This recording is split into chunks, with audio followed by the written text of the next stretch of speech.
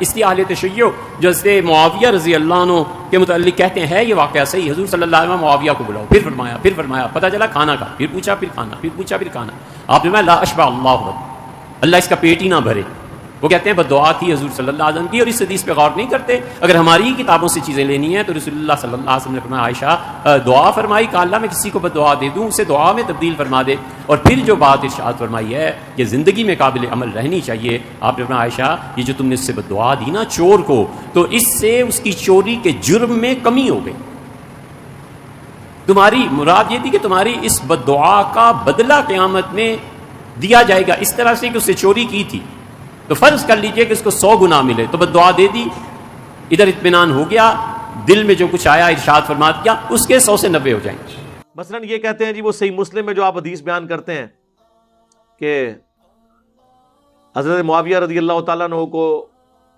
بلوانے کے لیے ابن عباس کو بھیجا، اللہ کے علیہ السلام نے کہا معاویہ کو بلاؤ، تو میں نے اس سے کچھ لکھوانا ہے، کاتب تو تھے، وہ بھی صحیح مسلم میں موجود ہے کہ ابو سفیان نے سفارش کی تھی کہ مسلمان اسلام لانے کے باوجود ہمارے ساتھ اچھا سلوک نہیں کرتے، آپ میرے بیٹے معاویہ کو اپنا کاتب رکھ لیں، تو اس کی وجہ سے لوگ ہمیں بھی رسپیکٹ دینا شروع کر دیں گے، تو اس طرح انہوں نے رکھ لیا۔ کاتب کے الفاظ ہیں، کاتب وہی کہ نہیں، کاتب وہی کہیں اور ہے، وہ میں بعد میں بتاتا ہوں۔ تو کاتب جب رکھوا لیا تو مسلم شریف میں ابن عباس کو بھیجا، وہ کھانا کھا رہے تھے، انہوں نے کہا یا رسول اللہ وہ تو کھانا کھا رہے ہیں، آپ نے کہا کہ اسے بلا کے لاؤ۔ دوسری بار گئے تو انہوں نے کہا میں تو کھانا کھا رہا ہوں۔ 3 بار ایسے ہی ہوا، چوتھی بار آپ کی مبارک زبان سے الفاظ نکلے خدا اس کا پیٹ نہ بھرے، یہ الفاظ ہیں۔ وہ کہتے ہیں نہیں جی مسلم شریف میں اوپر ایک حدیث ہے کہ نبی علیہ السلام نے کہا اے اللہ میں بھی ایک انسان ہوں، بعض اوقات میری زبان سے کسی کے لیے کوئی ایسے الفاظ نکل جاتے ہیں، اگر میں بدعا کسی کو دے دوں تو اسے دعا بنا دینا، تو یہ حضرت معاویہ کو دعا دی تھی، بیسیکلی ہے بدعا تھی لیکن دعا بن کے لگی۔ ہم کہتے ہیں وہ حدیث آپ ذرا غور سے پڑھیں، اس حدیث میں الفاظ ہیں کہ اے اللہ میں اگر کسی کے بارے میں ایسی بات کر دوں اور وہ اس کا اہل نہ ہو، ورنہ تو حضور کی ساری دی ہوئی بدعائیں دعائیں مان جائیں گی، پھر تو حضور کو بدعا دینی ہی نہیں چاہیے۔ پھکی والا جواب ہے، اگر وہ اہل نہ ہو تو اسے دعا بنا دینا، اور اگر اہل ہوگا تو بدعا لگے گی۔ تو ہم محدثین سے ہی پوچھ لیتے ہیں کہ یہ کیا تھا۔ اگر یہ کہتے ہیں نا کہ دعا بن گئی تھی تو ہم پھر بتاتے ہیں دعا کیسے بنتی ہے۔ اگر یہ دعا ہے نا تو صحیح بخاری میں موجود ہے، انس ابن مالک کہتے ہیں مجھے نبی علیہ السلام نے دعا دی تھی کہ تیری اولاد کثرت سے ہو، میں 100 سے زیادہ اپنی اولاد میں سے لوگ دفن کر چکا ہوں، 120 سال کی عمر میں فوت ہوئے آلموسٹ۔ تو یہ دعا نظر آ گئی نا کثرت اولاد کی، تو اتنی کثرت سے ہوئی کہ 100 زیادہ دفنائے ہیں، تو اور بچے کتنے ہوں گے، جبکہ چھوٹی عمر میں شادیاں ہو جاتی تھی اس وقت، اور 1 سے زیادہ لوگ شادیاں عرب کے کلچر میں کرتے تھے، تو دعا نظر آئی نا۔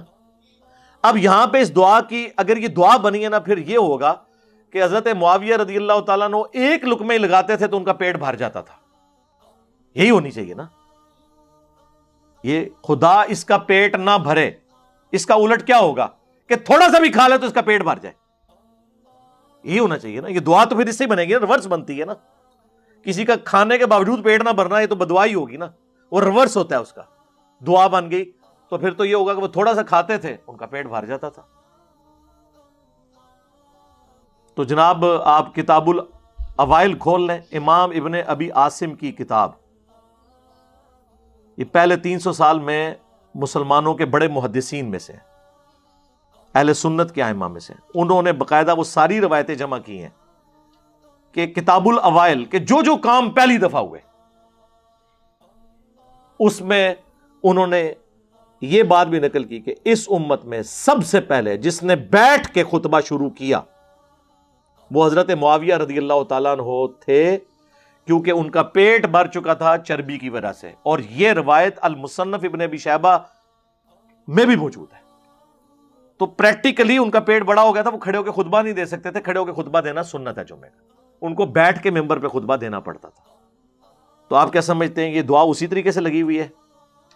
اور پھر یہی حدیث دلائل النبوہ میں ہے، امام بیہقی کی کتاب میں۔ امام بیہقی نے ایک کتاب لکھی ہے 3500 احادیث پہ مشتمل،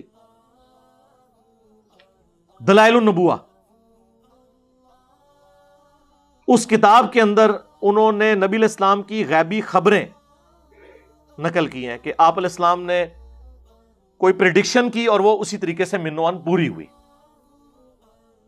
اس میں وہ لے کر آئے ہیں اس روایت کو کہ ابن عباس رضی اللہ تعالیٰ عنہ کو نبی علیہ السلام نے حضرت معاویہ کو بلانے کے لیے بھیجا. 3 دفعہ نہیں ہے تو چوتھی دفعہ یہ الفاظ نکلے، اور آگے راوی کے الفاظ ہیں کہ نبی علیہ السلام کی یہ دی ہوئی بد دعا، یا آپ اسے دعا کہہ لیں یا دعائے ضرر کہہ لیں، پوری ہوئی اور پوری زندگی حضرت معاویہ کا پیٹ نہیں بھرا. یہ الفاظ ہیں دلائل النبوہ میں. تو محدثین تو اسے ادھر موجود ہے کانا یکتب الوحی، وہ وحی لکھا کرتے تھے. یہ روایت کانا یکتب الوحی مسلم میں نہیں ہے، دلائل النبوہ میں، اور وہاں سے بھی آدھی پیش کرتے ہیں کیونکہ آگے تو یہ الفاظ لکھے ہیں. تو میں نے تو کربلا والے ریسرچ پیپر میں ساری روایتیں ڈالی ہوئی ہیں. تو یہ بیان کریں پھر پوری روایت آگے کیا لکھا ہوا ہے کہ پوری زندگی ان کا پیٹ نہیں بھرا. تو وہ اسی طریقے سے اسے پھر ہم پوچھتے ہیں دلائل النبوہ میں کیا کر رہی ہے یہ حدیث؟ کو خبر اس میں سے نکلتی ہے نا، تو یہی خبر نکلی ہے اور کیا نکلی ہے. تو خدا کے لیے اللہ سے ڈر جائیں، جو بات جس طریقے سے ہے اس کو اسی طریقے سے قبول کریں. خام خواہ اس طرح سے آپ کسی کو ڈیفینڈ کرنے کی کوشش کریں گے تو اس کا پھر رزلٹ کوئی نہیں نکلنا، سوائے اس کے کہ مسلمانوں میں انتشار پیدا ہوگا، اپنی کتابوں سے ان کا اعتماد اٹھ جائے گا. اور آپ اس طرح کی یعنی سوالات کر کے کہ جی وہ نبی علیہ السلام کو آپ